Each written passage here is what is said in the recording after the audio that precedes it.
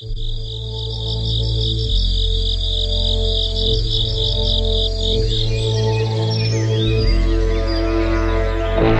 comes a point in every boy's life when their father asks them a simple question: what do you want to be when you grow up? And while most answers seem rudimentary at the time, there are those that strive to be extraordinary, to be something different, to be the greatest.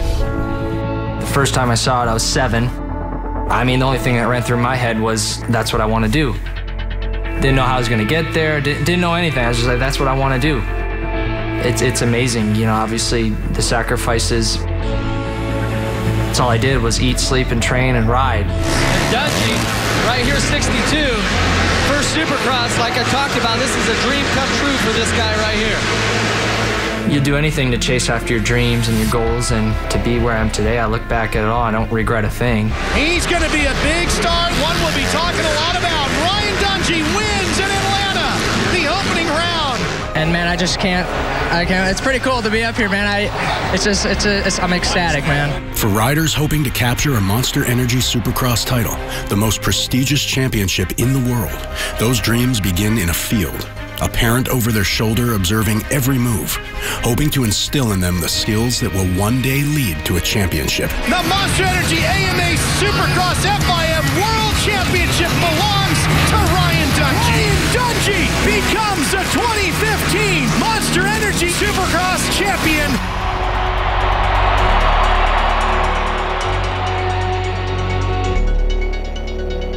It's been nearly 9 years since Ryan Dungey began his ascent toward the record book, making it easy to forget where he came from. Born and raised in rural Minnesota, Ryan's dreams began on his grandfather's 22-acre property near Belle Plaine.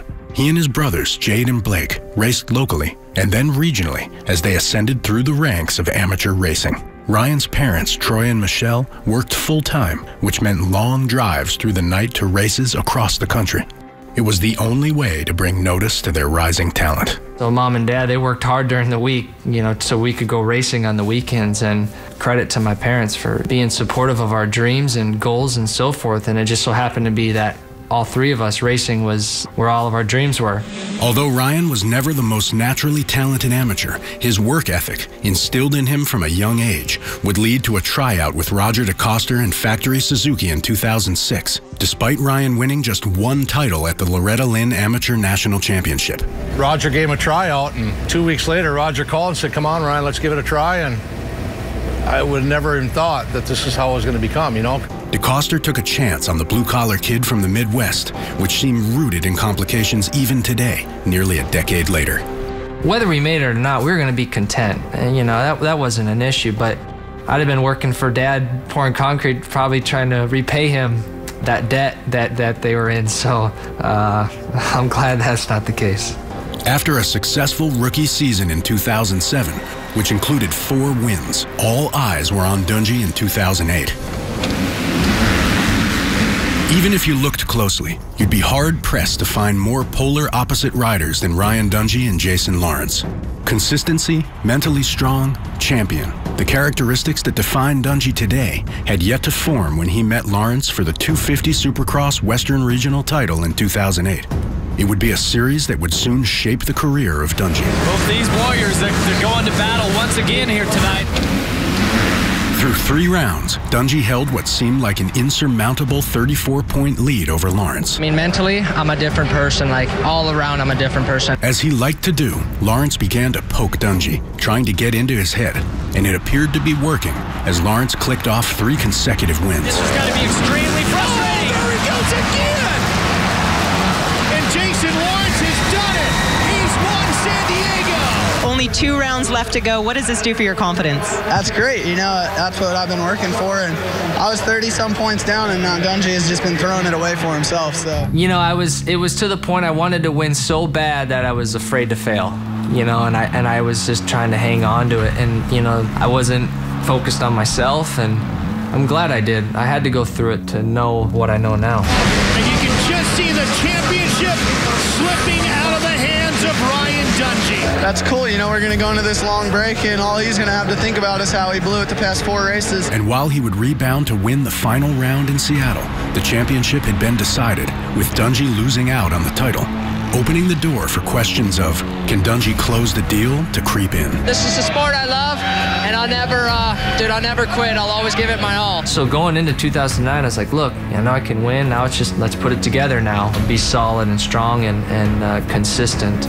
Let's put a championship together and try to get our first one. Dungey was quick to show he'd learned from his transgressions a year prior, outlasting Jake Weimer in a tight title chase. He has done it! Ryan Dungey can take a huge sigh of relief as he has won the 2009 Monster Energy AMA Supercross Lights West Coast Championship. Had my heart broke a couple times, but you have to fall to become a champ. I'm super pumped on the whole night, and I can't thank everybody enough, and got to thank God too. If it weren't for him, this wouldn't be possible. Dungey entered his inaugural season in the 450 class in 2010, an untested rookie, looking to challenge the likes of future Hall of Famers James Stewart and Chad Reed. I mean, I got Dungey struggling a bit. First year 450, the adaptation to it. I like Josh Grant. I see Andrew Short beating Ryan Dungey, and I think Villopoto now will be that third guy there. And that now puts Dungey into 6th. What are the expectations, Ryan? It's definitely a big step, you know, for sure. But I've always looked forward to it. I think since I was little, I can say I wanted to be in this spot and position, and now it's finally here, you know. So really looking forward to that. Excited to get it underway. At the season opening round in Anaheim, Dungey made his presence known. Can you believe it? Ryan Dungey stepping up to the big mics, grabs the whole shot. 4.3 seconds in front of James Stewart. What a statement this would be if Ryan Dungey can pull this off. Pressure starting to mount here. Oh, look at James trying the outside, cutting back. Stewart trying the inside. He stays in there. Yeah. Not yet. Got it there. Come on, Ryan. You got to go. After leading 17 laps, Dungey gave up the lead to Stewart, and it looked as though James would cruise to victory. But Ryan wasn't giving up just yet. Last lap right here, coming up. Look at this. Here he comes. He needs to go. Dungey going for it. Oh. He's got it there right here. Here he goes. He squares him up. He tries to cut inside. Oh, Dungey slides out. What a move. But James Stewart knows he had a fight on his hands here tonight in Anaheim. But what a ride by Ryan Dungey. You know what? Ryan Dungey has no reason. I mean, that was unbelievable. After nearly winning the opener, Dungey captured his first ever 450 win the following round in Phoenix. He would win 5 more times that year, capturing his first Premier Class title. For as far as he'd fallen in 2008, Dungey was starting to rise again.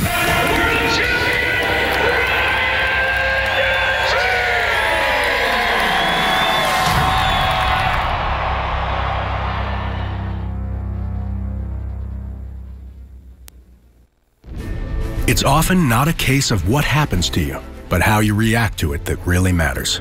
No one knows this more than Ryan Dungey. Following a 6-win rookie 450 Supercross season in 2010, in which he joined Jeremy McGrath as the only rookies to ever achieve a title in their first year, Dungey's world slowly started to turn upside down. A switch from Suzuki to the unproven KTM left him searching. A lot of people thought that we would have no chance, you know, that Dungey would not be able to really pick it up. Compounding matters. His chief rival, Ryan Villopoto, joined forces with renowned trainer Eldon Baker. Over the next 4 years, with Baker at his side, Villopoto won a record-tying 4 consecutive Monster Energy Supercross titles. With his professional life at a crossroad, Dungey was looking for a trainer to reinvigorate his storied career. Like so many before him, his answer was Eldon Baker. For its part, KTM modeled its new bike around Dungey, every detail tailored to his liking. While off the track, Dungey's home life became settled at the end of 2014, marrying his longtime girlfriend. With his life stabilized and Baker in his corner, 2015 would see Dungey back on top for the first time since 2010. Dungey has executed it perfectly, and he's got his first win. He's the winner as he lights the candles with a heel. As Ryan Dungey wins the 450 main 8th win of 2015 to go along with his second Championship. For all he's achieved on and away from the track, there is still a hole in Dungey's resume he is trying to fill. Back-to-back Monster Energy Supercross titles. And that's something that's kind of been missing in his whole deal. Yes, he's won championships, he's very successful, but he's almost the consistent guy, but not the consistent championship guy. For his second straight season, Ryan Dungey will be guided by Eldon Baker. Eldon has been training athletes for 15 years, becoming one of the most sought-after trainers in the sport. Baker's imprint has yet to be matched. Well, it started in 2000 with Ricky Carmichael. My background was always in sport and training. What brought me to America was actually mountain biking. Johnny O'Mara, that knew me from my cycling deal, he put us together. He knew my background, and he knew that Ricky was at that stage where he had just moved up to the bigger class. He was struggling and felt like he needed, the nutrition side, the cardio training, the strength training. And I was kind of hard on him, because I looked at him and said, wow, you need some help, my man. So I just retired out of mountain bike and then said, hey, look, we'll give it a run and let's see what can make of it, What began as a side project for Baker soon morphed into one of the most dominating runs for a trainer in the history of the sport. He led Ricky Carmichael to 5 titles before joining James Stewart and taking him to a title in 2009. After his run with Stewart ended, Baker joined forces with Ryan Villopoto and won 4 straight from 2011 to 2014. I mean, I thought that would be a cool little project, and after that, then, hey, I'll go into a real job. I didn't really look at it that, wow, it can escalate and been fantastic, Obviously, 15 years later, it's really been, quite a cool adventure. In today's highly competitive landscape, it's almost a requirement for riders to train at private facilities. Baker has poured millions into his Central Florida compound, aptly coined the Baker's Factory. I've always dreamed of having my own facility, but I never thought it would come down to where I'm this excited for, what I've been blessed with. Every day I'm like, wow, this has been cool. As the sport has evolved, I don't want to lose sight that everything else needs to stay with that, and the training and preparation and how we go about it needs to be elevated, and this is one of the dreams that's part of that. Without high levels of competition during the week, the tendency to show up flat on Saturday increases. It's why Baker has surrounded Dungey with a trio of high-profile riders like former 250 Supercross regional champions Marvin Musquin and Jason Anderson, along with Adam Cianciarulo, one of the most successful amateurs in history. I believe that putting strong competition together is going to elevate each one of them, and I think that's a good thing. You couldn't wish for a better scenario to have guys that are pushing you during the week, and I think that's my biggest thing is how do we elevate that transition to the races are a little easier. It's a rarity for top-level Supercross riders to train side by side, learning each other's every weakness. In a sport that prides itself on holding training information close to the vest, you rarely see what Dungey, Anderson, and Musquin will do in 2016. And if history is any indicator, it could test the bond they have created over the years. Of course, when they start beating each other, it's going to be more difficult. No one knows this more than Roger DeCoster. In 2014, he was tasked with playing middleman between 2 of the biggest names in the sport when Ken Roczen joined Ryan Dungey in the premier class. 2 riders with the same focus, striving for the same goal is not unusual. Having those 2 riders under the same tent is. Dungey's young antagonist immediately made an impact, winning the season opener at Anaheim. Roczen continued to push the veteran Dungey that year, winning once more, before eventually trailing off toward the end of a grueling season. Roczen would leave for RCH Suzuki that offseason. Dungey was the main focus of KTM once again. I mean, at some point, if they were really, really close and kind of in each other's face, then that's the reason I'm going to have 2 tracks out there. So there's ways where you can separate certain areas just to keep that area, safe and not where it gets uncomfortable. Like Baker, Marvin Musquin traveled to the United States with a certain goal. Yet, for the 2-time world champion, his was much more defined: become a champion in Monster Energy Supercross. Musquin grew up in southwestern France, a country with a rich heritage in producing top Supercross talent like Jean-Michel Bayle and David Villemin. In 2015, after a tumultuous few years in the US, Musquin finally achieved his dream. dominating the 250 Supercross East region for his first title. Checkered flag awaits. Here he comes. Marvin Musquin is just overjoyed. Finally, it's done. The stakes are much bigger now. Musquin will try and walk the path Dungey has laid. But to achieve such success, he will have to go through his training partner. I know I'm capable. I have the skills, and I have everything around me to do good races, and to get on the podium may be good for that many of good riders. He's a rookie. He's got to learn a lot. He's got to learn the patience. 450 is a whole different ball game. The reaction of the bike is more violent and stronger, so it's not going to be easy, the transition.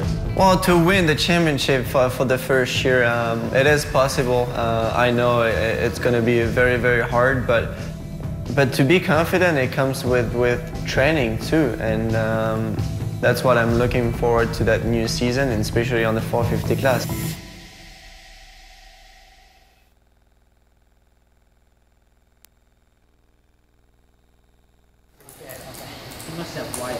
Training is par for the course for any Supercross rider, for each needs to prepare their body for the punishment the 17-round series will delve out. But how much is too much is often a critical question every rider faces.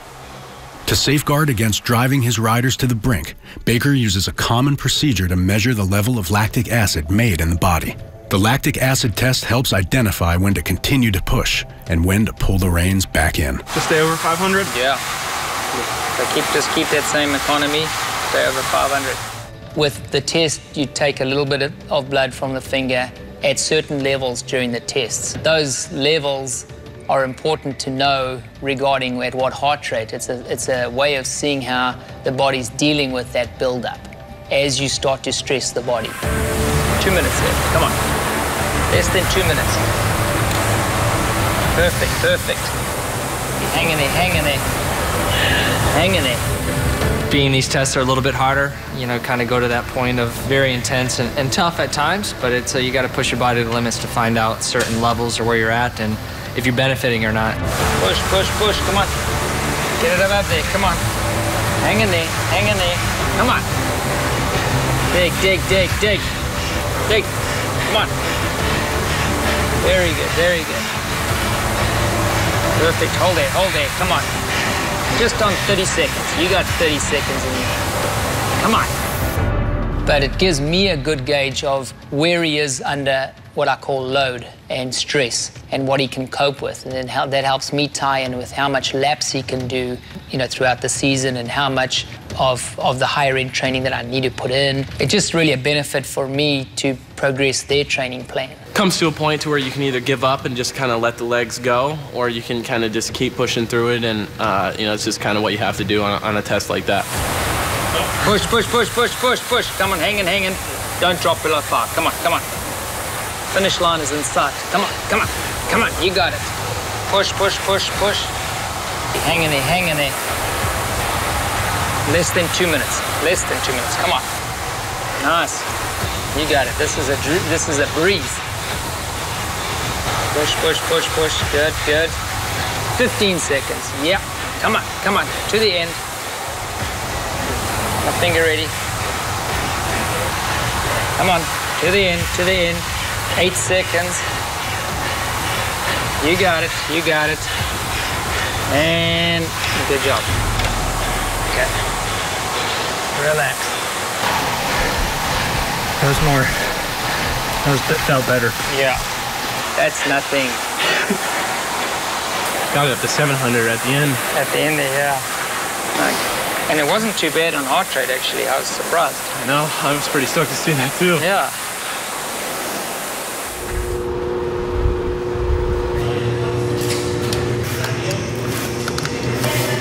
For us, just every day is basically just riding, training, doing the same deal. So it's not really like, obviously it's a different day, but every day we're waking up for the same goal, I guess you could say. Under Baker's watchful eye, the crew pounds out lap after lap, pushing to better not only themselves, but each other. They work in cohesion, as they always have, measuring progress in invisible increments only those closest are able to notice.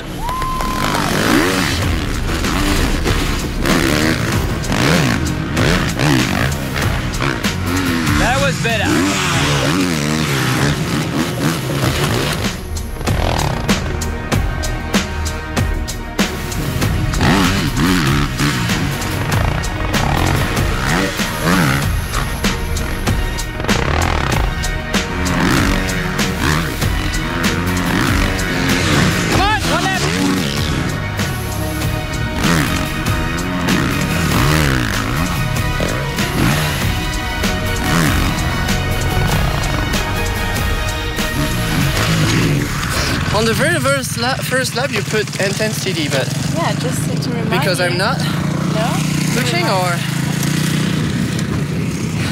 that's the second time you show me intensity. I'm like, well, I'm trying at the first lap. Because it's always like slow the first couple of laps, so just go into it right away. For Marvin Musquin, motivation to succeed also comes from his wife, Mathilde, who's been a vital link in his career for more than a decade. Well, Mathilde, my wife, we actually been together for a long time now. We've been dating since I was 14 years old, so it's a great relationship, and I'm very lucky to have her on my side. She's really into it, and she loves the sport. She does the pit board for me. You don't see that really often. Did you see that one time I went through it with no feet? Yeah, that was probably that lap where you lost like half a second. I think it was fast. If you're too wide, but also look how much it's really affects the exit. You see that? Because look, it goes up to 9, like there. If you get too wide. If you get too wide, yeah. And your turns are actually all pretty good, both of you guys. The only other discrepancy was in those whoops. Okay. Speed, that's where you were losing on average 2/10. Okay.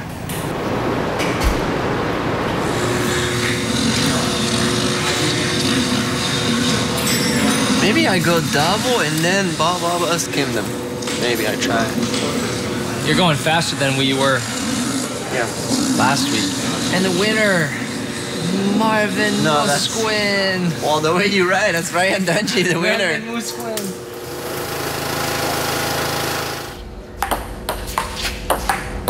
Even in the middle of boot camp, Marvin and Mathilde find time for some fun.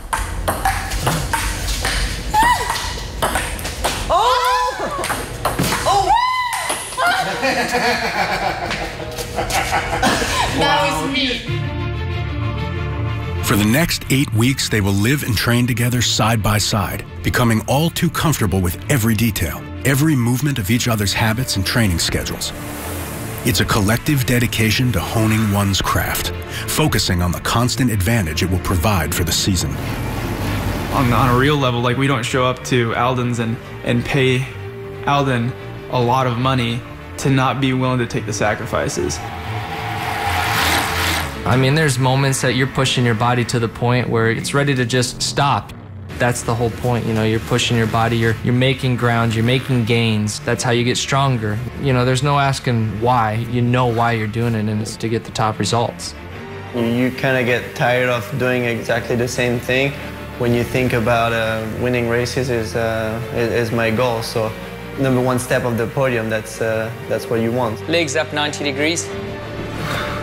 You know, in this sport, it's all about fatigue. But overall, I'm trying to work on combination of exercises that create the body to fatigue in a way that's what I call like strength fatigue. And that's what happens on the motorcycle. You know, everything's getting utilized and multiple muscles at any one time. As the clock ticks closer to the opener, stress levels rise. Over the next few weeks, the laps become harder, the miles longer. As each prepares for their assault on 2016, they all are reaching for a common goal. Yet there is only room for one.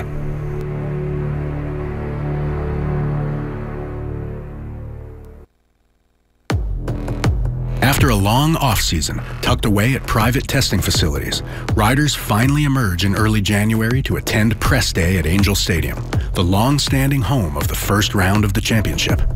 Always at the opening round of Supercross, the media's out in full force. Here today, I've seen more media than ever. The guy that's going to win Saturday night, round one, is going to be the guy that is able to block out all of the excitement, the distractions. Well, always, you know, leading up to the first race, it's a big week for the media. It's a big week to promote what they've been doing, how they're feeling, and how we, you know, gonna approach the racing. So, but the biggest thing is just keeping the pressure low, keeping them on track with how their thought pattern is towards it. This first race of the season for Monster Energy Supercross is so hard to explain to people who've never attended it. It just gets bigger every year, and I think that just goes to show you the growth of the sport. This is where it all begins. We're here at Anaheim today, Anaheim Press Day, a couple days before the race, just kind of finishing up some last-minute interviews and some shots, and we've had plenty of time off and a good off-season, so looking forward to getting things underway. These first things will just be single lines. I'll tell you exactly what to say, and it's for teases. Okay, I'm gonna have you do the one that says, the first gate drop on a journey towards Supercross immortality. Whoa. You can do it. That's a big one. You can. Okay. The first gate drop. I'll pick a number. 17 main events. Yeah. From California to Massachusetts. Massachusetts. Say it like that. That's stuff all right. You guys won't even use this. Dude, come on, you put me on the spot now. And just stop in front of the lens here. All right, I'll do my best, Ric Flair. All right, go for it. Woo! All right. I can't do that. Stay right here. There's more Supercross Monster Energy Super. Oh, too much. Don't go away. Stay right here. There's more Monster Energy Supercross coming up on Fox Sports 1. That's it. Okay, cool? Yep. Other guy wanted me to Ric Flair. Oh, yeah. The woo. Oh, man. Good Purple Rain, you know? Good to see you, brother. How are you? Happy New Year. What up? How are you? Good.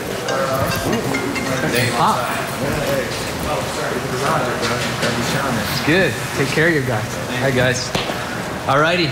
We good, Steph? All right, I'll see you up there. All right, brother. You know what Dungy did to me right there? He pulled over Ricky on me, dog. Like when I used to see Ricky, he'd be like this. Yeah. Yeah. I was like, I know what you're doing. Give you some strength. Yeah, like some hey, I was like, hey, that's why I had to go back in twice. He hit me, and then I was like, he hit me, we did this. I was like, nah, I didn't feel my performance is good. I gave him another one. I was like, what up? There's always a certain buzz around the opener as riders reintroduce themselves to the media after months of off-season training. But there's something different about this year. A record 13 riders, all with prior wins to their name, took part in the opening round press conference. And while they downplay the significance of the opener, keeping their secrets close to the vest, the tension in the room is obvious. Probably the biggest press conference I've ever seen here, so I think there's a lot of people who are excited also. So far, so good, and I guess we'll find out Saturday. You know, I think it goes without saying, you know, I'm here to win. These days, you know, like you said, yeah, there's a lot of guys up here who can win a main event. Following the press conference, Dungy's prominence in the sport rose to yet another level, as it was unveiled that he would grace the cover of the Wheaties box, joining superstars Michael Jordan, Tiger Woods, and Wayne Gretzky among the athletes to have been on the cover. So it's my pleasure to announce that coming this month, stores nationwide will start carrying, of course, Ryan Dungy.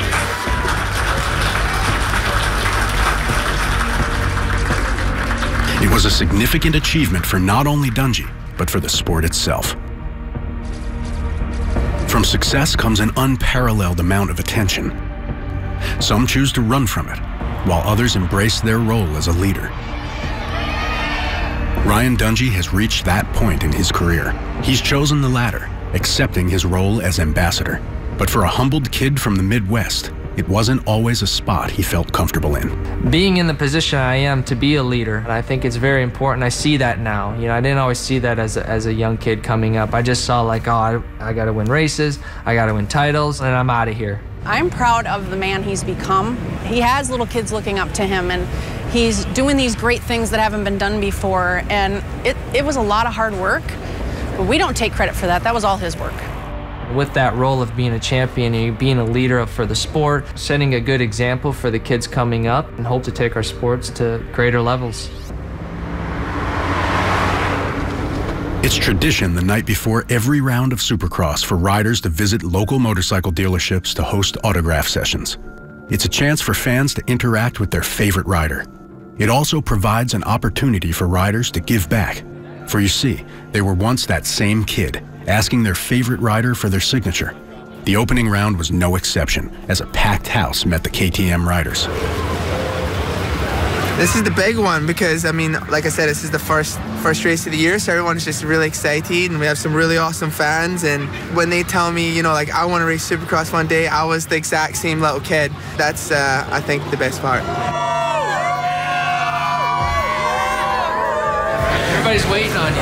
Everybody's waiting for you. Usually it's you. No. What you need, buddy? Aiden, he wanted you to sign with this picture from last year. Nice. Say thank you. Yeah. Thanks for coming tonight. Yeah. Good to see you again. Wanting to meet you forever.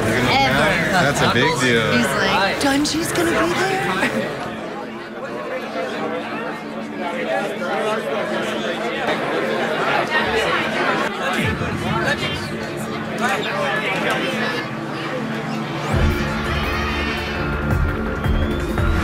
We're stuck. We have nowhere to go, man. I can fit. You're good. Keep going. Yeah, all right. You're out. Thanks, See you brother. tomorrow. Good luck. Buddy, you too. Yep. The long walk down the tunnel can be crowded as riders, mechanics, and team managers rush to get a glimpse of the track. It's race day at Anaheim, and Ryan Dungey begins the day like any other round, taking part in the track walk, where riders begin to digest what lies ahead later that night. It provides a chance for Dungey and his mechanic, Carlos Rivera, to spot lines and talk strategy. You almost have to really get a nice... You could hit... Yeah, you could pop it. And they'll get a line set in too, you know. But I was thinking, even if... It'd be hard to even double, triple up over this maybe. I don't know. I think being patient and setting up. That's right. You know? After practice, we'll know more a little better.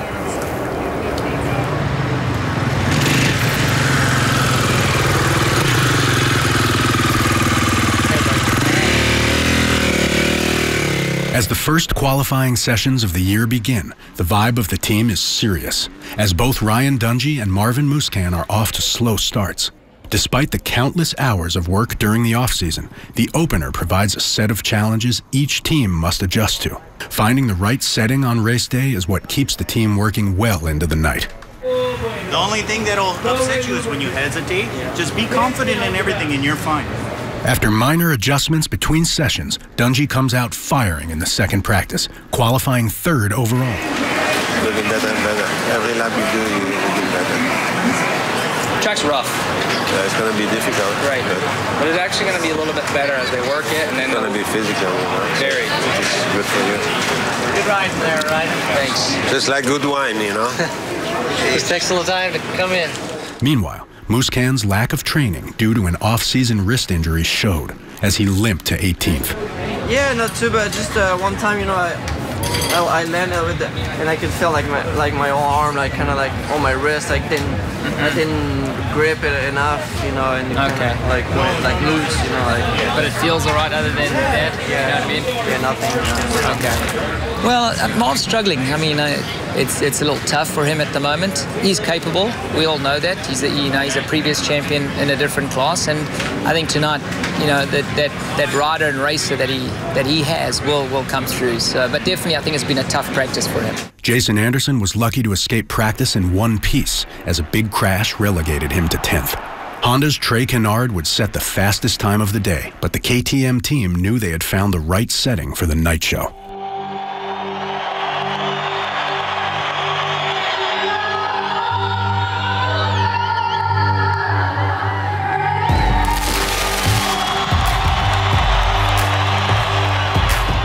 More than 45,000 fans filed into Angel Stadium for the opener. While the upcoming race is certainly on the mind of every rider, opening ceremonies provide a chance for riders to let loose and enjoy the moment. Here we go!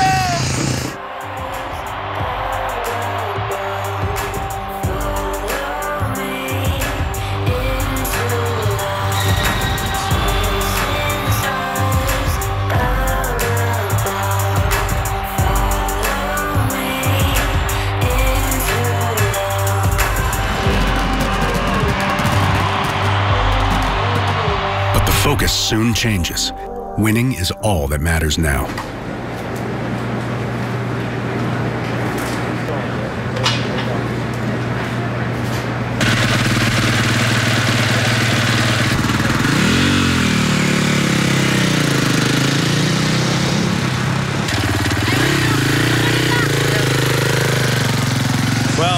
last year, Dungey led 43.5% of the laps in the championship.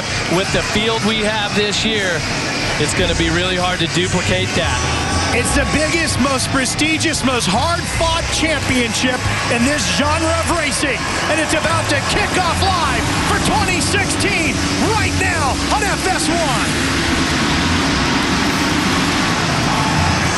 Who's going to get the whole shot? Stewart on the inside. Do they credit him with it? It's Barsha who takes the lead. No, and Anderson comes right up along the inside of Stewart and comes past. Look at Anderson get through there on the 21. Anderson's going for the lead. The Yoshimura Suzuki rider tries to come back. Barsha stands Anderson to the outside. Stewart cuts inside. They're bar to bar. Stewart scrubs to make over. Oh, the crowd loving it here in Anaheim as this season gets underway. Anderson back around Stewart, and Dungey goes right into Stewart. Down is James Hard. Dungey came up the inside, contact with Stewart, and down went James Stewart, hard into the dirt. We went red flag. Red flag brings this race to an immediate stop. They say it can only take one hit. In the blink of an eye, James Stewart went from fighting for a podium to out of the opener. As Stewart was taken off the track by the Asterisk Medical Unit, riders were tasked with refocusing on the drop of another gate, their second on the night. We got another chance for that whole shot back. Everybody's back in their starting positions, and we're ready to do this again. Here we go. The revs come up. The intensity follows. Here's the gate drop. Tomac with a much better start.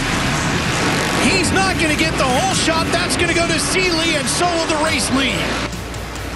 Oh, down goes Dungey. Bernard pushes him wide. They say you win championships on your bad days.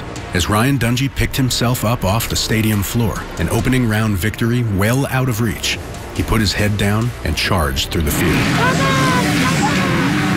Dungey gets around him. It's just unreal, Dungey's resilience and his focus. Now he's put himself up into third. Jason Anderson faced the same daunting task, trying to move through a crowded field after a slow start. With his jersey flowing in the breeze, Anderson, using a mix of aggression and power, passed the likes of Barsha, Kennard, and Seeley. Barsha right here. Gets to the inside. Jersey hanging out the back and that free-flowing style that Anderson has made his trademark. Oh, check this out. Up the inside. Yep. Textbook. Textbook. Got him right to the inside of Kennard. Anderson right now, just where's he making up his time? He's just bringing the intensity. His intensity level is so high right now. He's charging anywhere he can. And here's the fight for the lead with 7 laps remaining.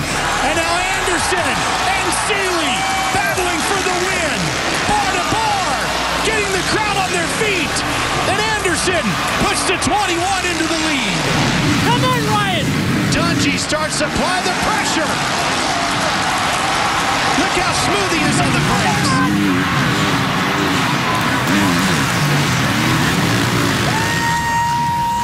Jason Anderson and Husqvarna win Anaheim.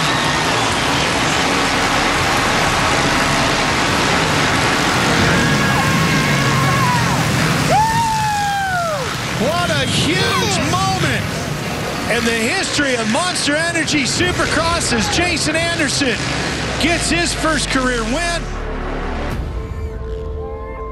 A victory at Anaheim has brought grown men to tears, broken even the toughest personalities.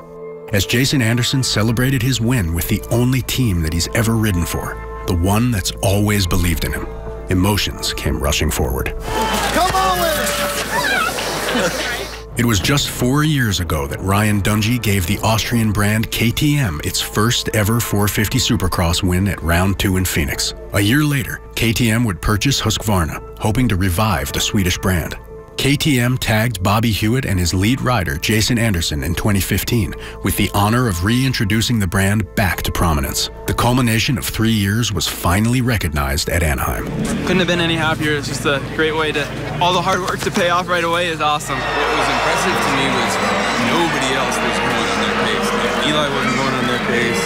That work pays off. Yeah, you put the work in and it pays off. Those guys' last couple of laps were going fast. So put the work in, it seems to come. Results come. The strong ones survived, huh? Yeah, that's the thing. I got pretty emotional down by the gate after the win on the podium and stuff. But he's trained so hard. He deserves all that he got. I mean, we're very pleased.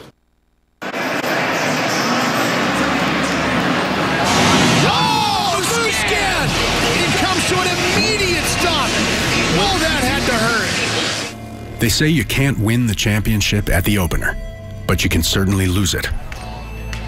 With a nagging wrist injury and a 14th place finish, it will be a long road to the top for Marvin Musquin. How about Ryan Dungey? Unbelievable. Wow. So impressive how he handles the stresses and strains of this championship. But you know how they're supposed to be going, and it kind of happens and everyone finds their place, right? Ryan Dungey's heroic ride put him on the path towards another title. You win your championships when you limit the damage on a bad day. Keep pushing till the end and it makes a difference. He just didn't stop. He pushed so hard and then they had to fight incredible, but it was amazing. It was pretty cool to start a season like this. For Eli Tomac and Ken Roczen, the opener was about survival.